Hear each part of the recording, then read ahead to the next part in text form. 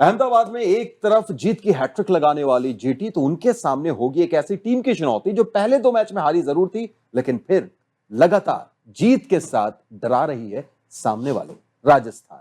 स्वागत है आपका ESPN cricket 4 time out Hindi में, और हमारे साथ इस वक्त इस प्रीव्यू करने के लिए मौजूद हैं पीयूष चावला, वसीम जाफर। आप दोनों का बहुत बहुत स्वागत।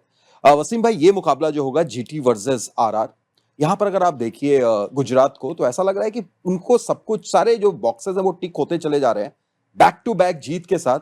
एक बार फिर इस मैच में फेवरेट? बिल्कुल फेवरेट है और अपने होम पर खेल रहे हैं। टॉप ऑर्डर्स ने रन बनाए हैं, बॉलिंग बहुत स्ट्रांग लग रही है। तो ऐसा कोई एरिया नहीं है जहां पे आप उनको कमज़ोर आंक सकते हो। तो फेवरेट्स है इस मैच में। दूसरी तरफ पीयूष भाई, अगर आप इस मैच को देखें और खास तौर से अगर आप गुजरात के फॉर्म को देखें, तो ऐसा लगता है कि धीरे ही धीरे सही, लेकिन हर एक बॉक्सेस टिक जरूर हो रहे हैं, बट शायद अभी भी उनका वो जो मिडिल ऑर्डर है वो टेस्टेड है। देखिए, मिडिल ऑर्डर का अभी तक टेस्ट इसलिए नहीं हुआ क्योंकि ऊपर के जो 3-4 बल्लेबाज हैं वो बहुत अच्छी बल्लेबाजी कर रहे हैं, और आपको ये ऐसा देखने को मिलेगा इसलिए क्योंकि जो ऊपर जो दोनों ओपनर्स आते हैं वो तकनीकी रूप से बहुत मजबूत हैं, और टी20 में तकनीकी रूप से अगर एक मजबूत प्लेयर बल्लेबाजी करता है और बड़े शॉट्स भी लगा सकता है ना, तो वो जोखिम कम लेता है, बड़े रन्स बनाता है। लेकिन वो टेस्ट होगा, कभी ना कभी तो होगा, तब वहाँ देखने वाली चीज़ होगी कि किस तरीके से वहाँ पे उससे कोप अप करते हैं। बिल्कुल, और जैसा पीयूष ने बताया कि वो टॉप ऑर्डर, खास तौर से साई सुदर्शन की हम बात करेंगे वसीम भाई, इस आईपीएल में पिछले मैच में वो अंडर 10 आउट हुए, और पूरे आईपीएल करियर में अगर आप उनको देखें 29 पारी में सिर्फ 2 बार वो 10 से नीचे आउट हुए हैं। तो ये निरंतरता दिखा रही है कि इस खिलाड़ी में एक लंबी रेस का घोड़ा है, भारत के लिए ऑलरेडी खेल चुके हैं। उसके बावजूद ये ऐसा लगता है कि आने वाले वक्त में काफी बड़ा नाम कमा सकते हैं। बिल्कुल, और उनके पास वो क्षमता है 3 फॉर्मेट खेलने की। जो तकनीक की बात की है पीयूष ने, बिल्कुल वो तकनीक है। और बहुत ही अंडर द रेडार चलते हैं, क्योंकि पास में शुभमन गिल है, जॉस बटलर है, शर्फेन रदरफोर्ड है जो बड़े शॉट्स लगाते हैं, बट साई सुदर्शन अपना काम करके निकल जाते हैं। दूसरे नंबर पे थे ऑरेंज कैप की लिस्ट में, तो ऐसे लगता नहीं उनको देख के कि उस तरह से खेलते हैं। लेकिन कमाल के प्लेयर है, जब खेलते हैं तो बड़ा रन बनाते हैं और बेस सेट करते हैं एक तरह से गुजरात की इनिंग का। और दूसरी तरफ गिल की अगर हम बात करें तो ऐसा लगता है कि एक नया इंटेंट दिख रहा है।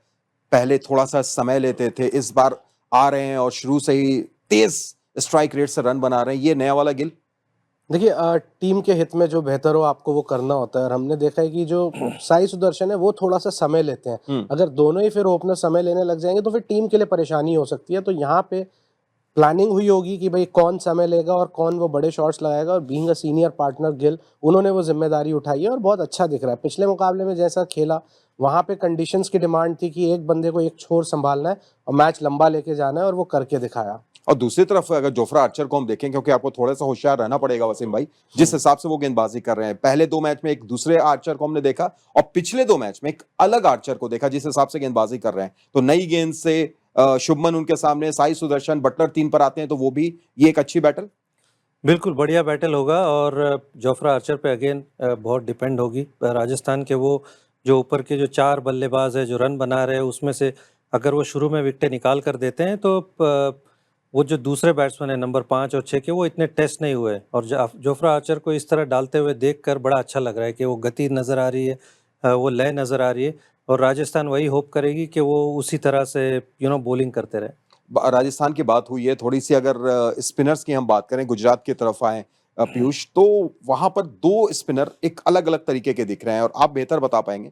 राशिद खान जो दिग्गज करामाती खान है, उनकी गेंदबाजी अगर आप देखें तो इस बार थोड़े से एक ही विकेट अब तक उन्होंने लिया है, रन्स भी लीक कर रहे हैं। दूसरी तरफ साई किशोर इकोनॉमिकल गेंदबाजी कर रहे हैं, 8 विकेट ले चुके हैं। तो ये अंतर थोड़ा सा समझाइए आप, क्या है ये? देखिए, साई जिस तरीके से गेंदबाजी कर रहे हैं, हमेशा पहले भी अच्छी गेंदबाजी करते रहे, लेकिन वो राशिद खान के नीचे छुप जाते थे। लेकिन इस बार राशिद खान का सीज़न इतना अच्छा नहीं जा रहा है, और मेरे को लगता है कि अगर आप लेंथ देखेंगे राशिद की, या तो बहुत ऊपर जा रही है या बहुत छोटी हो रही है, और बल्लेबाज हाथ से पड़ रहे हैं।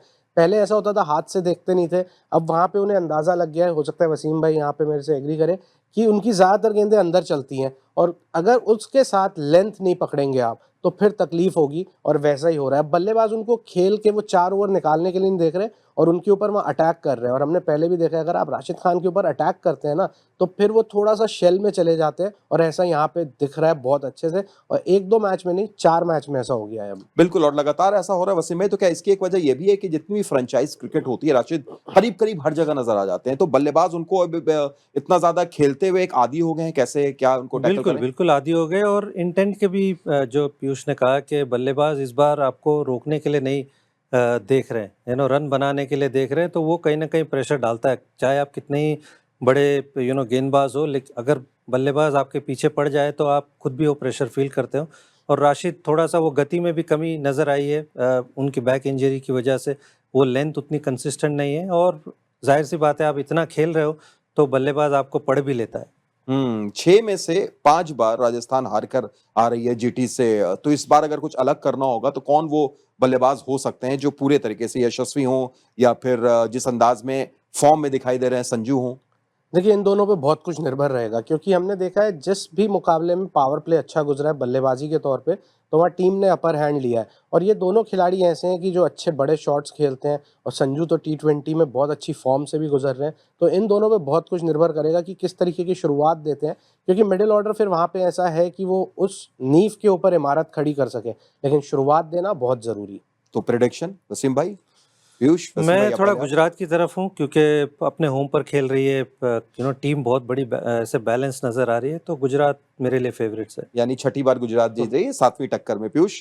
हाँ, मैं वसीम भाई के साथ जाऊँगा, क्योंकि जो बोला है उन्होंने अभी कि गुजरात बेहतर नज़र आ रही है और क्रिकेट बहुत अच्छी खेल रही है। चलिए, तो आप दोनों गए हैं गुजरात के साथ, तो मैं चला जाता हूं राजस्थान के साथ। आप किसके साथ जाते हैं जरूर बताइए। और अगर आप ये सोच रहे होंगे कि भाई इस पूरे चर्चा में हमने मोहम्मद सिराज की बात क्यों नहीं की, तो थोड़े से ब्रेक के बाद एक अलग से सेगमेंट रणनीति में सिराज वर्सेस राजस्थान के बल्लेबाजों की बात होगी। फिलहाल बहुत बहुत शुक्रिया पीयूष, शुक्रिया वसीम भाई आपका भी। और आप देखते रहिए ESPN cricket 4 time out Hindi.